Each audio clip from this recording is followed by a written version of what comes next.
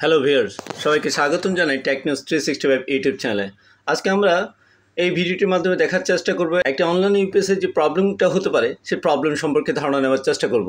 যে এই ধারণাটুকুর মাধ্যমে আমরা বুঝতে পারবো যে একটা অনলাইন ইউপিএস যদি আমরা এই ধরনের আপনার অনু এবং রাউটার এর সাথে ডাব্লিউজিপি নামক যে অনলাইন ইউপিএসটা আমরা সেট করেছি, সেই সেট করার মাধ্যমে যে আমরা ব্যাকআপ প্ল্যানিংয়ের কাজটা করতাম, সেই ক্ষেত্রে যদি কোনো কারণে এই অনলাইন ইউপিএসটা প্রবলেম করে থাকে, সেই ক্ষেত্রে কোন ধরনের প্রবলেম হতে পারে। দেখেন, এই মুহূর্তে অনলাইন ইউপিএসটা কিন্তু পাওয়ারে আছে, কিন্তু এরপরও আমাদের রাউটারে কোনো পাওয়ার দিচ্ছে না।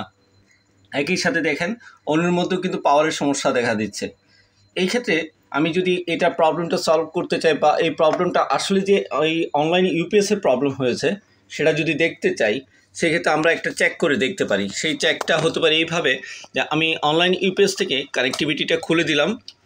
এর পরবর্তীতে আমার এই যে কেবল যেটা আছে, এখানে যে পাওয়ার কেবল এই অনুর মধ্যে, সেই কেবলটাকে আমি খুলে দিলাম।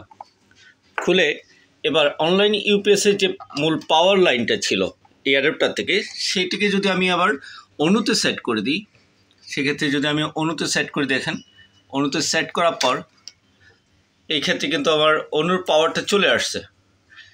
এই ক্ষেত্রে দেখা যাচ্ছে কি আমাদের পাওয়ার অ্যাডাপ্টারটা ঠিক আছে, কিন্তু আমাদের এই পাওয়ার অ্যাডাপ্টার দিয়ে যখন অনলাইন ইউপিএস দিচ্ছে এবং সেখান থেকে অনুতে বা রাউটার যখন কানেক্টিভিটি গেছে, সেই ক্ষেত্রে কিন্তু আমার এই অনলাইন ইউপিএসটা কোনোভাবেই কাজ করছে না।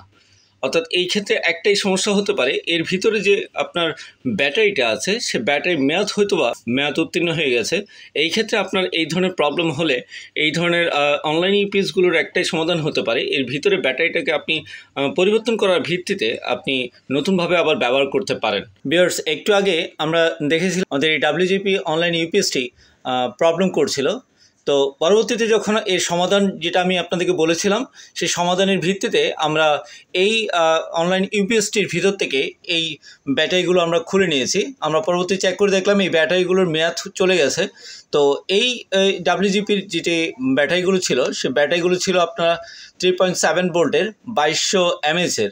অর্থাৎ এই ব্যাটারিগুলোর অনেকটাই সেই ক্যাপাসিটি কাজ করছিল না, যার কারণে আমরা এর ভিতরের আপনার ডাব্লিউজিপির ভিতরে যখন ব্যাটারিগুলো ছিল, ব্যাটারিগুলো আমি খুলে এইখানের মধ্যে আমরা নতুন ব্যাটারি আবার সেট করে দিয়েছি।